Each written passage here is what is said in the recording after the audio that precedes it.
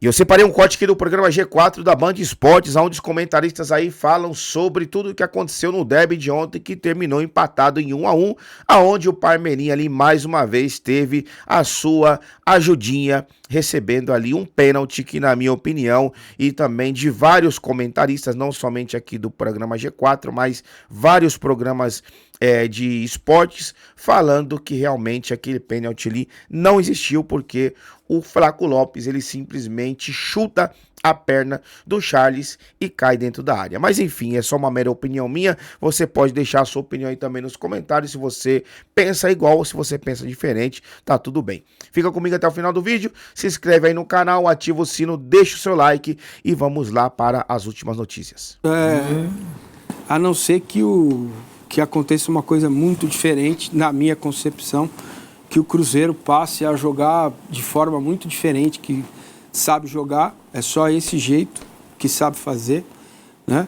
Mas pode acontecer e tal, mas para mim é Palmeiras e Flamengo brigando pelo título do Campeonato Brasileiro. Eu não vejo outra equipe capaz disso. Tem muito boa notícia, Evangelista jogou muito bem, né? O Kelvin tomou a posição do lado direito. São coisas que estão sendo construídas, gente. Também não dá pra gente achar que você vai pegar 13 jogadores, colocar no campo e falar, pronto, toma aí, come aí 700 milhões, joga, ganha de todo mundo. Não funciona assim o futebol, né? Acho que tem que ter fazer esse tipo de análise também. Eu faço, né? Gosto de fazer e acho que isso é importante você colocar na hora de analisar jogo, desempenho, resultado. O desempenho foi bom e o resultado não foi bom. Poderia ter sido melhor. O Palmeiras teve 2 chances cara a cara. E aí, cara, o Vitor Roque tá cara a cara com o goleiro, a bola, ele chuta, a bola bate na cabeça do Hugo, bate no pé dele e não entra, vai para fora. O cruzamento vem, a bola bate na barriga do Piquerez e entra. É assim o jogo, cara. É assim o futebol. O Corinthians está contra o Palmeiras se superando, mereceu os resultados que teve. As linhas de impedimento são questões que eu não vou falar, deixa para lá, entendeu? Não tenho o que discutir a respeito disso. Pau que dá em Chico, dá em Francisco, né? Uma hora a linha é inconclusiva para você, outra hora ela é inconclusiva contra você. E é assim que é. Tá? Eu gostei muito também da atuação do Felipe Anderson, que jogou numa circunstâncias bem delicada, né? Que é a questão da condenação do pai. Acho que tem a dupla Flaco e Roque se ajustando cada vez mais. Agora, precisa resolver 2 problemas. Primeiro é finalizar melhor, com mais qualidade, né? O Palmeiras teve 15 finalizações, o Corinthians teve 1, e não foi aí que saiu o gol, né? Você pode contar essa finalização do Corinthians como gol contra no gol, né? O Everton fez uma defesa só numa bola do Flaco, a gente está vendo o lance do Maurício, né? Eu acho que é algo que o Abel precisa não, sugiro que ele faça, por que você precisa sacrificar um para que o resto do time jogue? O Maurício está sacrificado, apesar dele ter jogado bem com o Kelvin, principalmente no primeiro tempo, eles fizeram boas combinações ali pela direita, ele está jogando mais para o lado do campo. Não seria mais interessante ter ali um jogador que fizesse mesmo essa função, né? Um meia mais ofensivo, não precisava ser um ponta, mas um meia mais ofensivo, porque a questão do 10, ela fica em segundo plano quando você tem Flaco e Vitor Roque, porque o Flaco volta mais, faz essa posição e o Vitor Roque se mexe muito mais, né? Então, esse é um mérito que o Abel tem de ter achado essa dupla, apesar de ter demorado. Se tivesse me ouvido antes, né? Poderia ter ajustado antes a dupla. Com devido respeito, né? Mas ajustou, acertou, né? Alguém vai me chamar de arrogante já. Ajustou, acertou. Agora precisa acertar outros detalhes, que é a concepção e a formação de um time realmente vencedor. Um time realmente vencedor vem, encara o Corinthians, ganha o jogo. E isso não está ainda, não tem ainda. Esse time ainda não tem. Agora, ganhou do São Paulo, ganhou do Inter fora, lá atrás, né? Ganhou do Corinthians no primeiro turno. Se você imaginar o contexto, o Palmeiras, imaginem, possivelmente, talvez, um dia, campeão brasileiro. Você olha, Ganhou do São Paulo em casa, empatou fora. Não jogaram ainda. Ganhou do Santos em casa, empatou fora. Ganhou do Corinthians em casa, empatou fora. São clássicos, né? Acho que na comparação, o Flamengo ramelou muito mais do que o Palmeiras. O Palmeiras ganhou do Grêmio. Ganhou, né? No Allianz Parque, com um golaço do Facundo, que parece ter sido abduzido. Facundo e Sousa ainda rendendo menos do que se espera, né? É preciso que eles joguem mais para que as opções de banco sejam melhores. Cara, e é isso.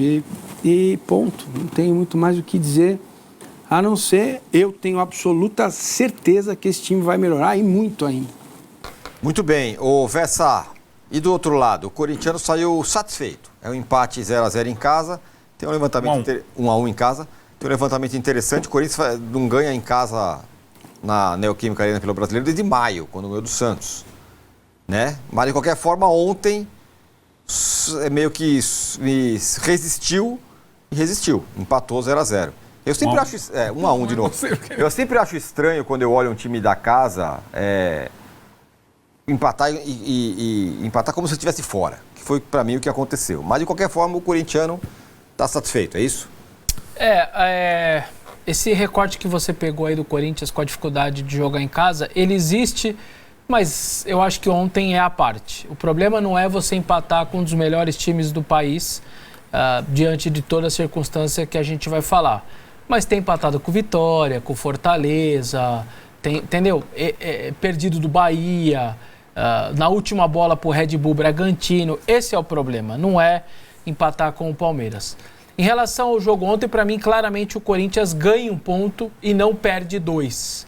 Porque o Corinthians não conseguiu jogar, não conseguiu se impor pelas circunstâncias do jogo. Você vai a Curitiba, joga naquele sintético do caramba lá, para falar uma coisinha bem tranquila, do caramba. Isso. Para falar bem pouco daquele sintético da Arena da Baixada, um piso péssimo, que todos os jogadores saíram reclamando e com sequelas ali, não de lesão, mas sequelas de dores, de ter que recuperar diferente.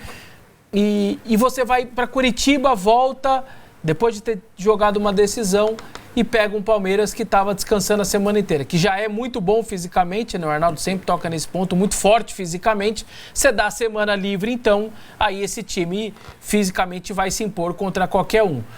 Para piorar, você tinha 5 dos seus 10 titulares fora, os 2 laterais, 2 dos 3 volantes e o seu centroavante. Ainda perde um sexto, que foi o Ranieri durante o jogo, a ponto de você ter que terminar com 4 zagueiros, um deles improvisado, num sistema que você nem gosta, que o Dorival odeia jogar com 3 zagueiros, com mais 3 volantes, com Garro, Memphis, já não conseguindo nem mais competir. Então foi a maneira que o Corinthians encontrou de tentar pontuar e conseguiu. E aí o torcedor que estava no estádio claramente entendeu toda essa circunstância, entendeu o que tinha feito já nos derbys todos, né? São 7 derbys, como o Massene disse, uma derrota apenas, com uma eliminação, conseguiram eliminar o maior rival pela primeira vez na história num torneio nacional, mais um título paulista, levantando taça, evitando o tetra do rival, e 7 duelos, diante de uma discrepância financeira, administrativa, política, de paz também. Me parece ser um recorte muito bom nesse recorte de 2025 do Corinthians. Só para não deixar passar, eu acho o pênalti aí bem... a gente está normalizando os pênaltis aí que as pessoas estão... Sinceramente, eu não sei de onde estão normalizando. A câmera de frente, claramente, parece um pênalti absurdo. A de trás mostra que é o Flaco. Ele não faz nada de errado, o Flaco. Ele só dá a passada, uma passada normal. E ele, ao dar a passada, ele acaba chutando, o Charles coloca a perna pra frente. Esse lance aí que a gente tá vendo. E ele coloca... Aí, nessa de frente, parece um pênalti claríssimo, viu? Não tem discussão nenhuma, ó. Pênalti, beleza, tal. A de trás é brincadeira, é o Flaco só... O Charles põe o pé e o Flaco chuta a panturrilha do Charles. Mas é o trança-pé, o cara coloca a perna na alavanca para desequilibrar o jogador na passada. Enfim, é que a gente mas está a penalidade normalizando... não estamos normalizando porque desde o VAR a gente tem a penalidade mínima. Todo lance na área visto com 10. Eu acho que até o do Gustavo é mais pênalti que esse, tá? Por incrível que pareça, o do Gustavo segurando o Vitor Roque parece até para mim, na minha visão, mais pênalti do que esse. Mas enfim, é um Corinthians que então faz o seu ponto, que era o que o torcedor queria, era não perder essa partida, para ir para a data FIFA, para poder depois pegar o Atlético Paranaense com a volta de vários jogadores, que aí sim a tendência contra o Atlético Paranaense só fique fora o Carrilho, o restante volta todo mundo, e aí certamente vai ser um Corinthians que vai ter a possibilidade melhor até de competir mais. O time que elimina o Palmeiras na Copa do Brasil era bem diferente, como eu disse, 5 jogadores diferentes, mais um sexto que foi o Ranieri, a perda durante a partida. Os problemas todos fora de campo estão colocados, a gente pode falar depois um pouquinho sobre isso também, mas do jogo em si, o resumo para mim é esse: o Corinthians faz um ponto, não perde 2 diante do seu maior rival. E só uma última coisinha, a visão do Palmeiras da rodada, eu discordo de quem está falando, mas o Palmeiras perdeu a chance e tal. É só pegar, um vai a Itaquera pegar o Corinthians, o outro recebe o Grêmio. Você não perde, você não deixa abrir. Eu acho invertido do que as pessoas estão achando. Para mim, a rodada é do Palmeiras e não uma rodada do Flamengo. Porque o Palmeiras, na teoria, deveria ter muito mais chance de perder em Itaquera do que o Flamengo do Grêmio. Então, é que tem gente, como o Flamengo joga antes, tem gente lamentando que o Palmeiras se piorou na rodada. Para mim, não. Para mim, a rodada é do Palmeiras e não do Flamengo. Mas aí tem uma outra coisa, né? Como o Flamengo passa por cima de todo mundo, e vai ter Flamengo e Vasco, Flamengo e Fluminense, Flamengo e Botafogo, né? Por isso que essa poderia ter sido, mas poderia ter sido mais ainda no jogo contra o Vitória, e não essa. É que é circunstância, né? O que o Corinthians faz tudo errado acaba sendo bom para ele. Porque o coitadismo entra em ação e a coisa fica... Esse lance de coitadismo, para mim, é muito simplório, cara. É muito simplório. Senão a gente não vai analisar os contextos dos clubes. Se ficou assim, isso é só coitadismo. Pronto, acabou a discussão. E a gente vai ignorar tudo que está acontecendo no coisa. O Corinthians simplesmente está com o transfer ban, não vai pagar até terça e não vai contratar mais ninguém. E pela primeira vez, de verdade, eu nasci em 79, eu não lembro do Corinthians fechar uma temporada com 2 contratações apenas.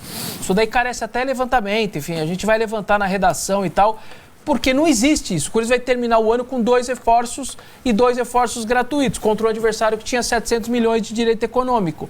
Se isso não é coitadismo, é só apresentar o que está acontecendo nesse momento num clube nessa situação. Então eu acho muito simplório. Você não, coitadismo, ajuda o Corinthians. Não, é só o que está acontecendo. O time campeão do mundo não tinha coitadismo. Era o time campeão do mundo que contratou Pato, Renato Augusto e Gil por 70 milhões de reais de direito econômico em 2013, que deve ser hoje um dinheiro absurdo. Contratou o Pato do Milan, tirou o Pato. Aquilo não era o coitadismo.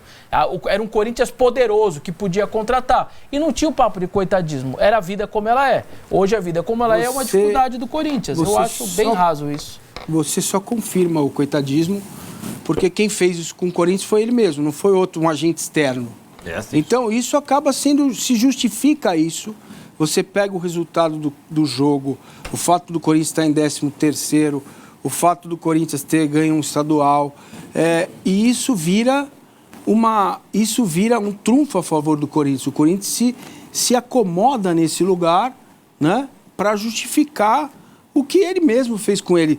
Não seria coitadismo se algum agente externo tivesse feito isso com o Corinthians. Quem fez isso com o Corinthians foi o próprio Corinthians. Então, não se ofenda com o coitadismo. O coitadismo só acho muito simplório. Eu só acho fica muito simplória a discussão. Mas as coisas simples da vida que são boas. Veja... Não, o futebol mais simples parece o coitadismo entra para justificar tudo que o Corinthians faz ou deixa de fazer. E esse coitadismo também entrou na hora de contratar jogador ano passado, lembra? A gente não pode ficar fora, nós temos que contratar, né? E o Corinthians foi lá e contratou. Saiu outro balanço, aumentou mais a dívida. Balancete saiu agora. Balancete, né? Então, assim, eu digo isso não é para ofender ninguém, não. É pelo contrário, certo? Porque já disse aqui, sexta-feira, na hora que o Corinthians resolver seus problemas, talvez demore um pouco, talvez seja mais rápido. Não vai ser a espanholização, vai ser Flamengo e Corinthians, deveria ser. E não é por incapacidade do Corinthians. Então, não é tira o Palmeiras da história. Você pode pegar os últimos jogos do Corinthians na Neoquímica Arena. Entendeu? Então, eu vou ao Arnaldo para saber o que é mais verdade. É o Corinthians que, tudo bem, fica lá em 12º, então a gente, né, ó, coitado e tal. Ou é o fato de que o Palmeiras, que o Massa gostou do jogo do Palmeiras, foi um bom jogo, mas que não vence o Corinthians? Vamos lá. Putz, eu lamento, sinceramente, não ter mais jogos entre Palmeiras e Corinthians até o final do ano. Seria divertidíssimo, né? Um sabor. Quando saiu o confronto na Copa do Brasil, né? Para quem é neutro, é o melhor dos mundos, né? Mas acabou esse campeonato paralelo esse ano. O Corinthians venceu o campeonato paralelo, né? Ele venceu no Paulista e eliminou o Palmeiras na Copa do Brasil. E ontem deu uma prejudicada no Palmeiras nessa disputa com o Flamengo, mas acabou.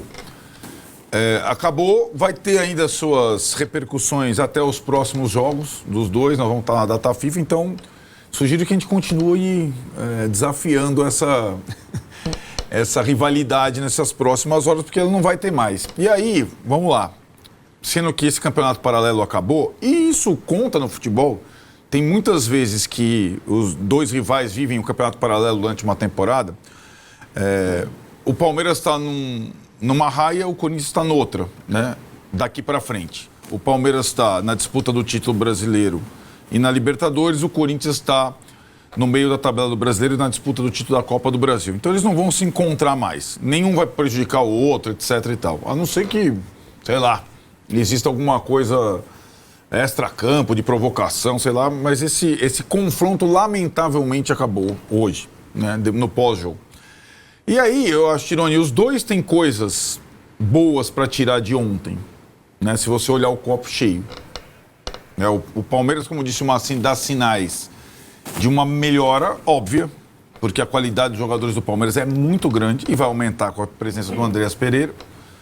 O Abel pode ter demorado, mas encontrou uma dupla de ataque. E acho que a tendência do Palmeiras é, de fato, melhorar, ter mais condição de acompanhar o Flamengo passo a passo.